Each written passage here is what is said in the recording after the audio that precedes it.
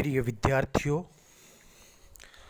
आज हम सिख अंग्रेज़ जो संबंध हैं पंजाब की जो प्रमुख एक कौम सिखों के अंग्रेज़ों के साथ में संबंध, उस व्याख्यान माला का चौथा भाग हम कर रहे हैं।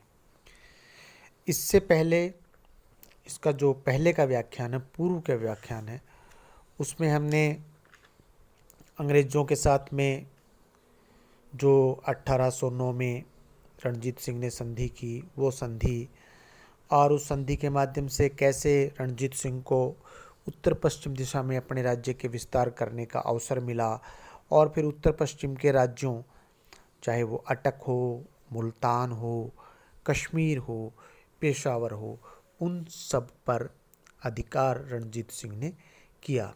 और जब रणजीत सिंह और अंग्रेज़ों के बीच में संधि हुई तो उस संधि में रणजीत सिंह पर यह आरोप लगाया गया कि रणजीत सिंह ने अंग्रेज़ों के सामने सरेंडर कर दिया। लेकिन जब हम दूसरा पक्ष देखते हैं और दूसरे पक्ष में हम रणजीत सिंह की सफलताओं का हमने पूर्व व्याख्यान में अध्ययन भी किया है कि उसका लाभ यह हुआ कि रणजीत सिंह उत्तर पश्चिम दिशा में अंग्रेज़ों की तरफ से बिना किसी फिक्र के अपने कार्य में लग गया। यह ठीक है कि वह सतलुज पार यमुना नदी की ओर यानी कि पूर्व दिशा में अपने राज्य का विस्तार नहीं कर सका, लेकिन उसके एवज में उसने उत्तरी पश्चिमी दिशा में अपने राज्य का विस्तार किया। और उसने जो प्रमुख जो राज्य उस क्षेत्र में जो प्रमुख दुर्ग थे, प्रमुख जो स्थान थे, प्रमुख जो क्षेत्र राज्य थे, उस पर उसने अधिकार किया। महाराजा रणजीत सिंह और अंग्रेज़ों के साथ में जो उसके संबंध रहे, उन संबंधों का यदि हम अध्ययन करें तो इसको दो भागों में बांटा जा सकता है। पहला 1809 से 1831, इस काल में अंग्रेज़ों तथा सिखों के बीच में कोई कटुता उत्पन्न नहीं हुई। वह दोनों में सद्भावना बनी रही।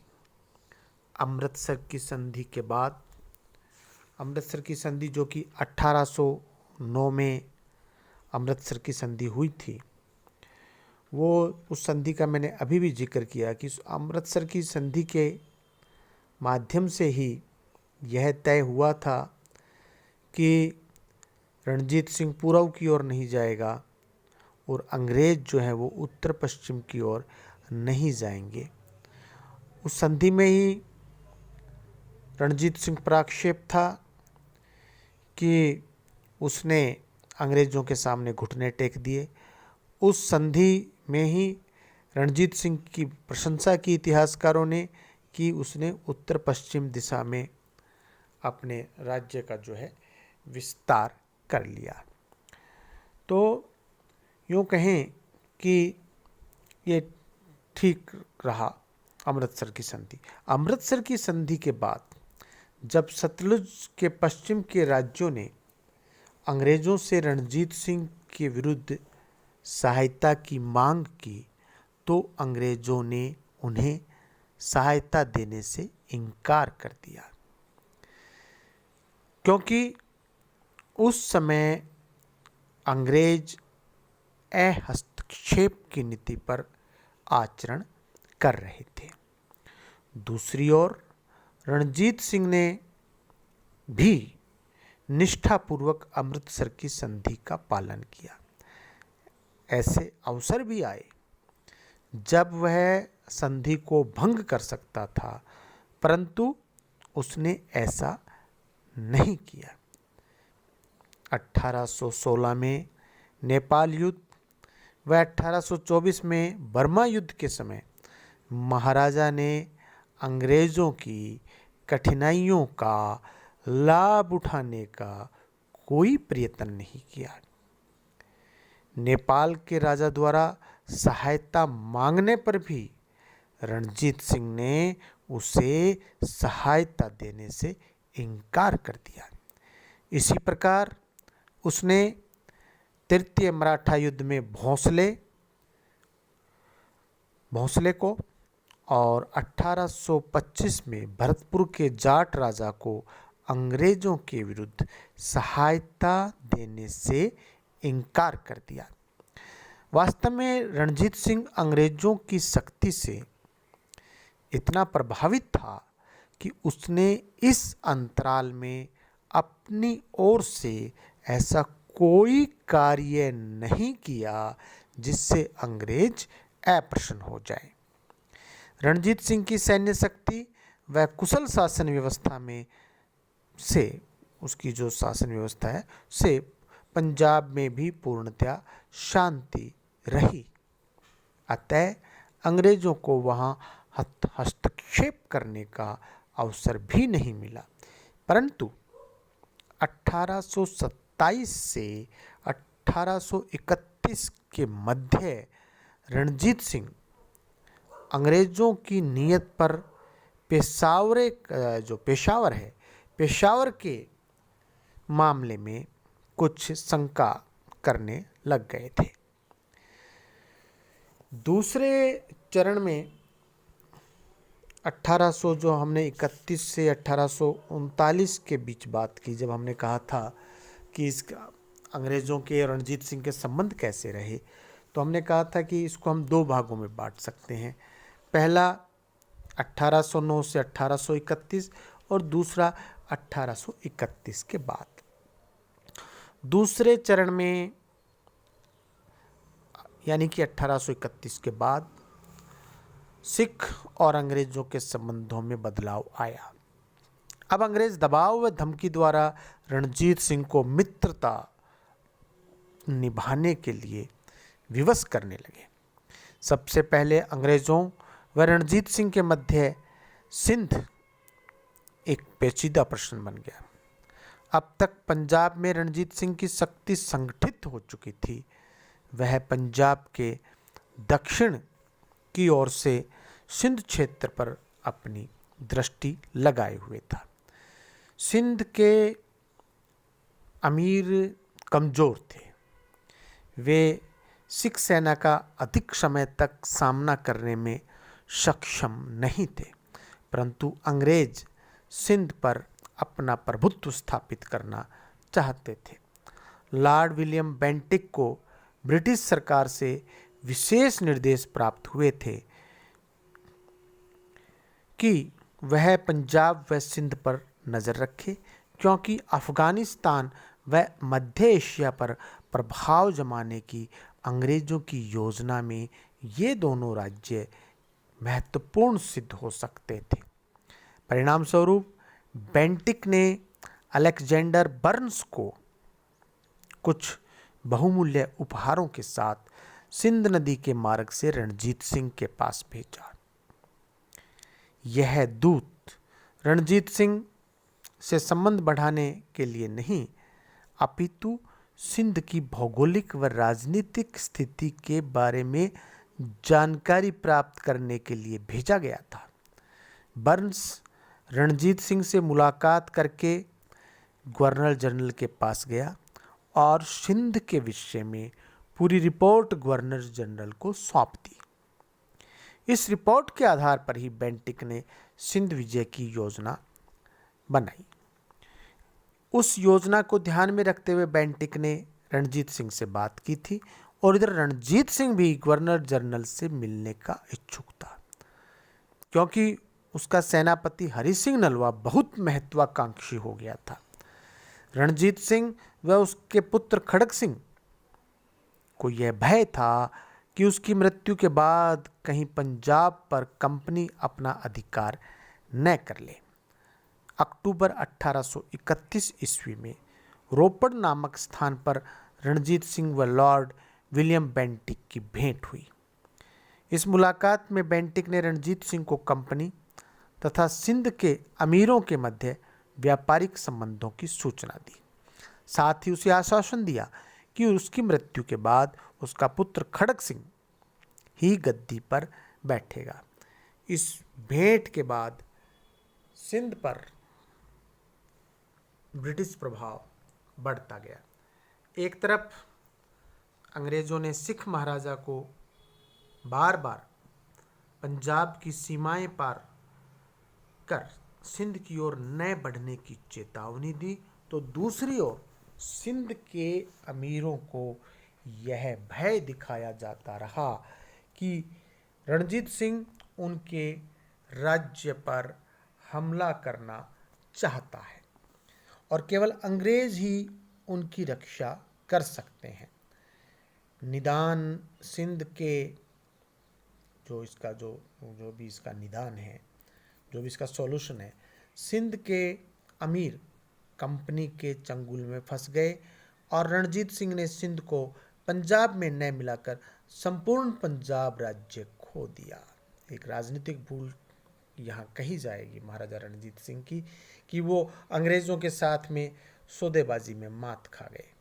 पंजाब और सिंध मिलकर सिंध नदी के उसी प्रकार के एक प्रदेश के रूप में होते जिस प्रकार गंगा के प्रदेशों में बंगाल और बिहार मिलकर एक प्रदेश बनाते हैं। इस प्रकार रोपड़ की मुलाकात विलियम बेंटिक की एक कूटनीतिक विजय सिद्ध हुई। वह इस मुलाकात के अभिनय से रणजीत सिंह को सुलाकर सिंध पर चुपचाप आक्रमण कर देना चाहता था। अंग्रेजों तथा सिखों के मध्य शिकारपुर के प्रश्न को लेकर भी तनाव उत्पन्न हुआ। शिकारपुर पर रणजीत सिंह की निगाहें पहले से ही थी, क्योंकि वह व्यापार का केंद्र था। बोलन दर्रे के समीप होने के कारण उसका सैनिक महत्व था। 1834 में जब रणजीत सिंह ने शिकारपुर पर अधिकार करने का प्रयास किया तो सेनानायक वेड के नेतृत्व में वहां एक अंग्रेजी सेना पहुंच गई। रणजीत सिंह बड़ा असमंजस में इस स्थिति से पड़ गया। नाराज तो वह हो गया, पर अंग्रेज़ों के कहने से वह अपनी सेना लेकर लौट गया। इसके उपरांत अफगानिस्तान के प्रश्न ने 1836 में दोनों शक्तियों में मनमुटाव उत्पन्न कर दिया। 1836 ईस्वी में जब ऑकलैंड गवर्नर जनरल बनकर भारत आया तो उत्तर पश्चिम की स्थिति बड़ी गंभीर हो गई थी। रूस का भारत के साथ गठबंधन हो गया तथा फारस ने हिरात पर घेरा डाल रखा था। ऐसी स्थिति में ऑकलैंड ने पंजाब, सिंध एवं अफगानिस्तान पर अंग्रेज़ों का प्रभाव स्थापित करने का निश्चय किया। अफगानिस्तान का शासक दोस्त मोहम्मद प्रारंभ से ही अंग्रेज़ों से मित्रता करने का इच्छुक था, परंतु वह पेशावर प्राप्त करने के लिए रणजीत सिंह के विरुद्ध अंग्रेज़ों की मदद चाहता था। ऑकलैंड जो अंग्रेज हैं इस समय, ऑकलैंड सिख महाराजा को किसी प्रकार से असंतुष्ट नहीं करना चाहता था। अतः उसने दोस्त मोहम्मद के पास यह उत्तर भेजा कि दूसरे स्वतंत्र राज्यों के मामलों में हस्तक्षेप करना ब्रिटिश सरकार की नीति के विरुद्ध है। निराश होकर दोस्त मोहम्मद का झुकाव फारस तथा रूस की ओर हो गया। जब दोस्त मोहम्मद के साथ मैत्री की कोई संभावना नहीं रही, तब ऑकलैंड ने रणजीत सिंह की सहायता से शाह शुजा को काबुल की गद्दी पर बैठाने का निश्चय किया। वह बहुत समय से लुधियाना में अंग्रेज़ों के संरक्षण में अपना जीवन व्यतीत कर रहा था। इसके अब अंग्रेज़ों ने अपनी नई नीति को अंजाम देने के लिए 1838 में रणजीत सिंह कंपनी व शाह शुजा में एक त्रिदलीय संधि हुई, एक त्रिगुट का निर्माण हुआ, जिसके अनुसार यह निश्चय हुआ कि दोस्त मोहम्मद को हटाकर उसके भाई शाह शुजा को काबुल की गद्दी पर बिठाया जाएगा। इस संधि से रणजीत सिंह को कोई विशेष लाभ नहीं हुआ, परंतु अफ़गान युद्ध में उसने अपने राज्य से अंग्रेजी सेनाओं को जाने की आज्ञा नहीं दी। रेखांकित करने योग्य ये बात है कि उसने अंग्रेजी सेनाओं को अपने राज्य में से गुजरने की अनुमति नहीं दी। यह युद्ध अभी चल ही रहा था कि दुर्भाग्यवश 59 वर्ष की आयु में महाराजा रणजीत सिंह 27 जून 1839 को परलोक सिधार गए, उनका देहांत हो गया। कुछ इतिहासकारों की धारणा है कि यदि अफगान युद्ध के समय रणजीत सिंह जीवित रहता तो अंग्रेजों की कठिनाइयों का लाभ अवश्य उठाता। लेकिन जो हमने अभी चर्चा की उससे यह स्पष्ट तो हो जाता है कि महाराजा रणजीत सिंह के अंग्रेजों के साथ जो संबंध हैं वो अधिक उपयोगी नहीं हुए। इसमें संदेह नहीं कि प्रारंभ में रणजीत सिंह को कुछ लाभ अवश्य हुआ, परंतु वह अंग्रेजों की शक्ति के भय से कभी मुक्त नहीं हो सका। इसी कारण अंग्रेजों की अनुचित मांगों के आगे भी वह हमेशा घुटने टेकता रहा। अंग्रेजों ने रणजीत सिंह की शक्ति को पूर्व तथा दक्षिण की ओर सीमित रख छोड़ दिया था, उससे आगे वह नहीं बढ़ सकता था। यदि संभव होता तो वे पश्चिम में भी ऐसी स्थिति उत्पन्न कर देते। स्पष्ट रूप से उसके फौजी साम्राज्य तथा अंग्रेजों के साम्राज्यवाद में टक्कर जरूरी थी। जब रणजीत सिंह की मृत्यु के बाद अयोग्य लोगों के हाथों में सिखों की सत्ता आई तो राज्य में सब और अराजकता तथा अशांति की स्थिति उत्पन्न हो गई। उसके जीवित रहते हुए सिखों को जो आशा बनी हुई थी वह उसकी मृत्यु के साथ समाप्त हो गई। अंग्रेजों के साथ संबंधों में वह हमेशा असंतोषजनक स्थिति में रहा। उसने कभी उनके विरुद्ध साहसी कदम नहीं उठाया तथा अंग्रेजों को उसने सदैव आवश्यकता से अधिक संतुष्ट करने का प्रयास किया। इसीलिए इतिहासकार सिन्हा ने लिखा है कि रणजीत सिंह उसके शासन के अंतिम दशक में अत्यंत ही दयनीय दशा में था और उसकी स्थिति जो है वह ठीक नहीं थी और वह मूर्तिवत शासन कर रहा था। यानी इतिहासकार का जो इशारा है वो यह है कि अब जैसा अंग्रेज चाह रहे थे वैसा ही हो रहा था। रणजीत सिंह अंग्रेज़ों के हाथों खेल गया या अंग्रेज़ों के कूटनीतिक जो उनका कुचक्र है उस कुचक्र में वो फंस गया और अंग्रेज़ों को उस स्थिति का लाभ मिला। धन्यवाद।